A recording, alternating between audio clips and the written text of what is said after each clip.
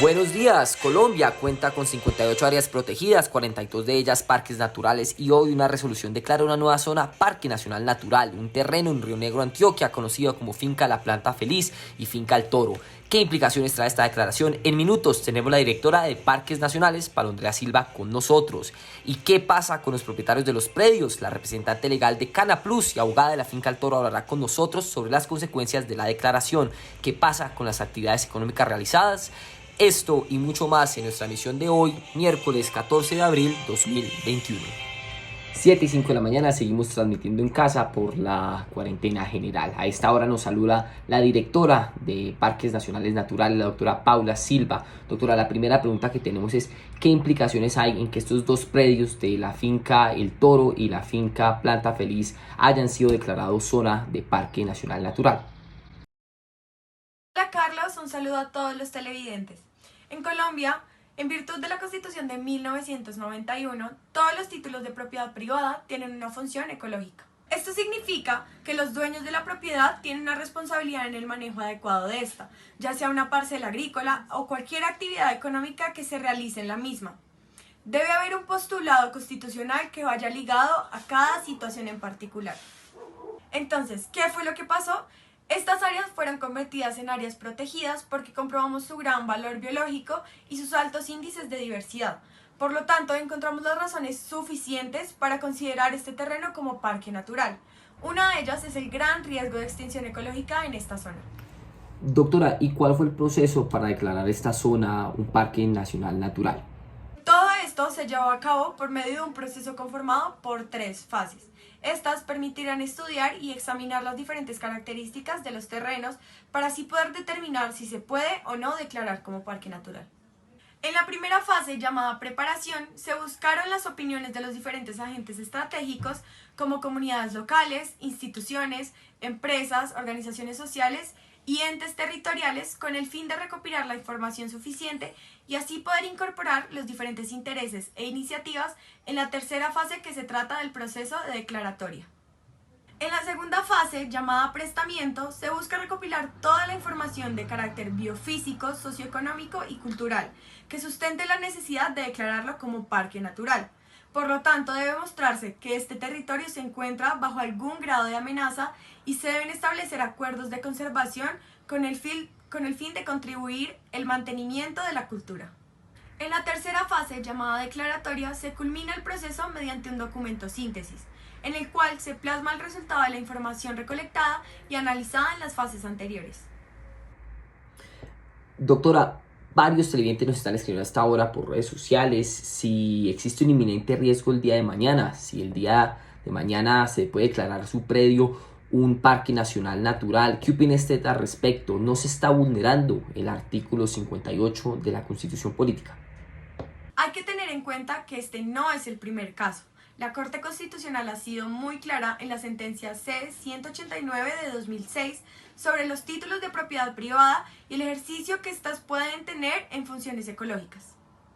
En estos casos, no estamos vulnerando el núcleo esencial del derecho de propiedad, ya que los propietarios de la finca, la planta feliz y la finca El Toro no se les está vulnerando el atributo a la enajenabilidad.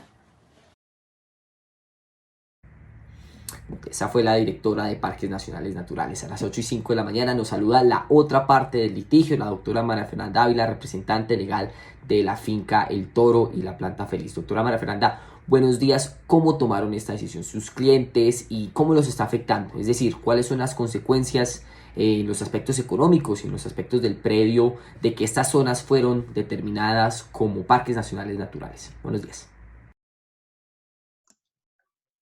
Buenos días, Carlos, y señoras televidentes, mucho gusto. Es importante tener en cuenta que los propietarios tienen restricciones de derecho de dominio. Estas restricciones pueden ser tres. La primera, si hablamos de un inmueble urbano, los poderes dominicales tienen que ajustarse a las normas urbanísticas correspondientes. En cambio, si hablamos de un fondo rural, los poderes dominicales deben ejercitarse conforme a los renglones agropecuarios. Pero si hablamos de un fondo ubicado en un parque natural, como en este caso, los poderes dominicales deben desplegarse conforme a las actividades ecoturísticas. Y como pueden haber notado, mis clientes no están conformes con la decisión tomada. Doctora, y es que, ¿qué implicaciones trae esta a la decisión, a las actividades económicas que se están realizando en las dos fincas? Es decir, en la finca Planta Feliz se está hablando de una producción de alta tecnología, se está hablando de un proceso de propiedad intelectual. ¿Qué significa esto? Bueno, Carlos, la propiedad intelectual se refiere a un bien económico y cultural que incluye productos intangibles, al igual que productos físicos, claro, reconociendo en la mayor parte de legislaciones de los países y sujeto a explotaciones económicas por parte de los proveedores legales de dicha propiedad. Ahora bien, hay que dejar en claro que la decisión de cambiar estas propiedades a parques naturales ha afectado gravemente a mis clientes en la parte económica, porque ellos implementan actividades donde les permite mantenerse a ellos y a sus familias. Además, como bien todo el mundo sabe, las leyes no pueden dejar desprotegido a las personas que trabajaban antes en aquellas propiedades, ya que se les estaría violando al derecho a una vida digna o a un trabajo, y en especial, ellos ya no tendrían tantos lugares a donde ir a trabajar lo que estaban trabajando, porque muchos de nuestros parques ya están protegidos por la ley. Claramente que mis clientes saben que pueden pedir a la ANLA un permiso para tener las licencias ambientales. ¿Podrán hacerlo? Para mí que no. ¿Por qué? Porque deben saber que el interesado en obtener licencia ambiental debe formular petición por escrito dirigida a la autoridad ambiental competente, en la cual solicita que se determine si el proyecto, obra o actividad requiere o no de la elaboración y presentación de diagnóstico ambiental alternativa. ¿Cuál es el problema aquí? Que los proyectos o las actividades que ellos realicen lo debe pedir el Estado y para el Estado. Así que, ¿de verdad sería justo dejarlos sin trabajo por una decisión que les puede cambiar la vida y en especial que no podrían trabajar otra vez lo que hacen, ya que no hay tantos lugares a donde ir porque la ley lo está protegiendo y más si la LAN pide que el proyecto o su trabajo sea para el Estado? Muchas gracias.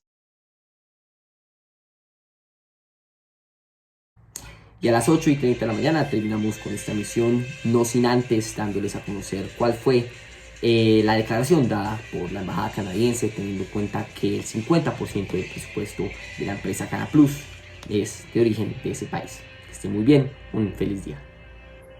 Frente a las modalidades y el marco legal que todo extranjero tiene para poder invertir en Colombia y realizar una inversión extranjera, teniendo en cuenta su resolución y su regulación bajo decreto 1295 de 1995 y la resolución 51 de octubre de 1991 expedida por el Consejo Nacional de Política Económica y Social, COMPES, estando en riesgo el capital del 50% de nuestros nacionales canadienses, pedimos y recomendamos lograr una cancelación de la inversión extranjera en Colombia realizada por una supuesta y una probable disminución de capital por los hechos ocurridos.